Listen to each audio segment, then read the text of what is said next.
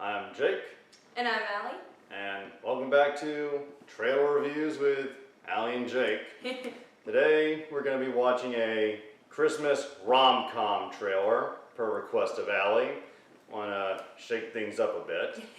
And the trailer we're watching is for this 2005 Christmas TV movie that was put out by the now no longer existing ABC Family.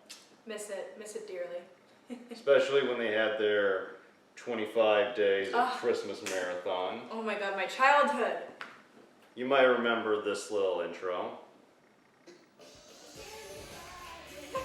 'Tis the season, the more the merrier. Holiday hoopy waddy. With 25 days of animated classics. Holiday blockbusters. Got presents. Happy Christmas, Harry. And world premieres of 2 ABC Family original holiday movies. Oh, yes. Home Alone. The Grinch. 25 Days of Christmas, December 1st through the 25th, only on ABC Family. Oh, good times. And the movie we're going to watch is actually featured in that intro, Christmas in Boston. Ah, good old Boston. Although I could not, for the life of me, find a trailer that has that title. So the trailer we're gonna watch is for that movie, but it's under the alternative title, Instant Message. Same movie, but just bear with me. Yeah. Through countless letters and emails, best friends Gina and Seth have shared everything with each other. Well, everything except their photographs, that is. The pictures that I've been sending to Gina over the years, they're pictures of you. All of the pictures he has are of me. I was awkward. You were always so annoyingly perfect. I know both of those When actors. destiny forces them to meet, Seth's gonna be there. You're Seth. Okay, go. they both send their best friends to take their place. Are you out of your mind? And all goes well. Seems like a recipe for disaster. Until their friends begin to fall for each other. Gina, listen, Seth. Wait, you're not Seth? And that's when their worlds fall apart. I livened you up a little bit today. Made you more like me. You kissed her. So.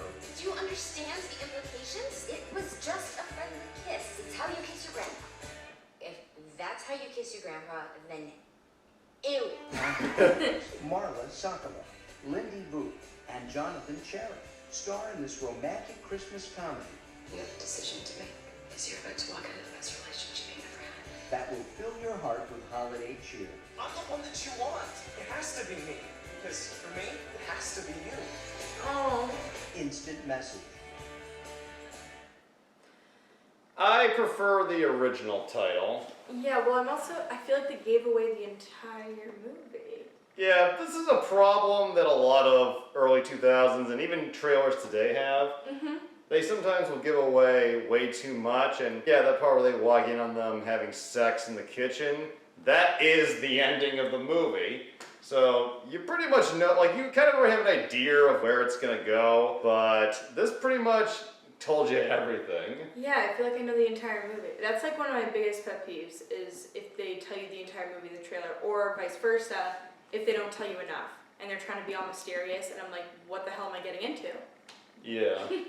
They just gave the whole fucking thing away, and It's very cute though. yeah, I remember I saw this when it came out. I was 10 years old, probably too young to understand everything, but I remember getting into it, and I'll say this, compared to other Christmas movies, the actors in this film are actually acting. Yeah. Because I've seen enough Christmas films, like from Lifetime, Hallmark, made in the past 5 to 10 years. For some reason, these movies, their filmmakers, seem really afraid of actually having their actors emote, resulting in many of them coming off very stiff and wooden. Don't get any ideas. I'm just here for the story. The history lesson won't be nearly as exciting as you sawing into your very own piece of ice. I really just like to keep all my fingers. Perfectly safe, I promise. Trust me. With this one, I remember, even though the dialogue was unrealistic at times, they felt like real people. Yeah, I recognize the actors too. The main girl Marla was... Sokolow? Yeah, she was Gina in Full House. So Yeah. She's done a bunch of stuff. Yeah, that's where I remember her also from. I think I'm equating it to my childhood, but I definitely could see myself getting into it. It would be one of those guilty pleasure movies for me.